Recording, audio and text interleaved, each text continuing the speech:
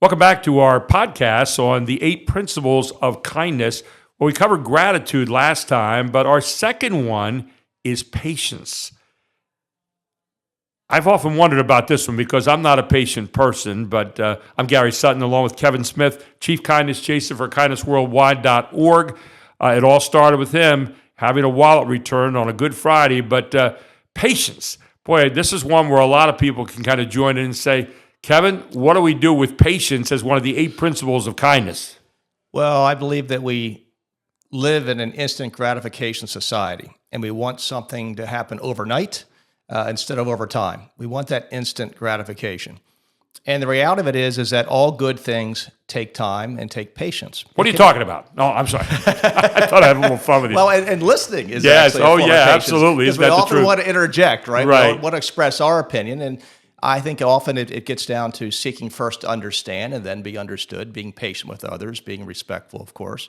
But if you think about it could be something as taking care of yourself and having a goal. It could be maybe eating better, dieting, getting yourself physically in good shape. That takes time. Each and every day is a step in that journey. But I do believe that when you're patient and you take it one step at a time, and you recognize this may take weeks, this might take months, but you do the daily sacrifice and you're patient and you work at it and you have a vision, you have a goal in mind, and then you achieve it, the gratification you get from that journey is very, very powerful. So all good things take time, and good things happen over time, not overnight. From a societal standpoint, I often think about, as a country, the patience and the perseverance we had. Think about the greatest generation in World War II. Right. That war took years to win, but there was no doubt we were going to win it. And we were going to do whatever it took. We were going to have the patience and perseverance. I mean, we sent our sons to war. We sent our daughters to the factories, Rosie the Riveter, and we prevailed. But one of the things that concerns me as a society, as a country, is I think we are looking at instant gratification. And, if we go in, and freedom is not something we should take for granted. Right. And sometimes freedom needs to be defended. And it takes time to do that. And, we're in a time where if we don't win a war overnight, we want to pull out. It's almost like we've lost our resolve, we lost our will to defend freedom when need be. That's from a societal standpoint. From the standpoint of patience, one of the things that I think about a lot of times is listening. And listening, you'd say, well, what does that have to do with patience? Well, I think sometimes we are so, again, in a society that moves so fast, we're so polarized as well that we don't listen. We wait until the person's done, until we have our next screed that we're going to put out there, instead of saying, what did that person just say? Maybe they had a better idea than I had on some subject, not necessarily politics even, but anything. And maybe that's a good way of kind of getting this conversation to another level. But patience in listening can be something too, even if it's in a matter of just minutes, right?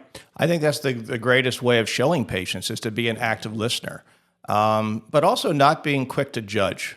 I saw a post recently. It was someone took a picture of a sign that was in a windshield. They were taking a picture of a car, a vehicle in front of them, and it said, "Learning stick, please be patient with me." And so you can imagine, if you were driving behind a car and that was stalling and starting, and you might get frustrated if you didn't know what was going on. You would lose patience. But there was a sign there, and it made this person be more empathetic in terms of what this person was going through. But not everyone has a sign, but everyone has a story. So think about someone who maybe is struggling with a divorce, or maybe they lost a child, or maybe they were just diagnosed with cancer. Struggling with depression. They don't have a sign to tell us what they're dealing with. But there are many times we lose patience with others. Someone cuts us off on the road. Right. Well, maybe there's a reason for it. But I think patience sometimes is taking a pause, not being so quick to assume, not being so quick to judge, giving people the benefit of the doubt, see the good in others. But it really takes a deep breath, takes strength to do that. Right. But when you see others through that lens, you can have literally a paradigm shift very quickly by just being patient, giving people the benefit of the doubt. And maybe there's something in that in terms of you don't know their history just yet. Maybe you learn that little history lesson of the person you're sitting across from, and you may have some extra patience for them in that moment. So the second principle of the 8 principles of kindness is patience. Have some patience with someone today.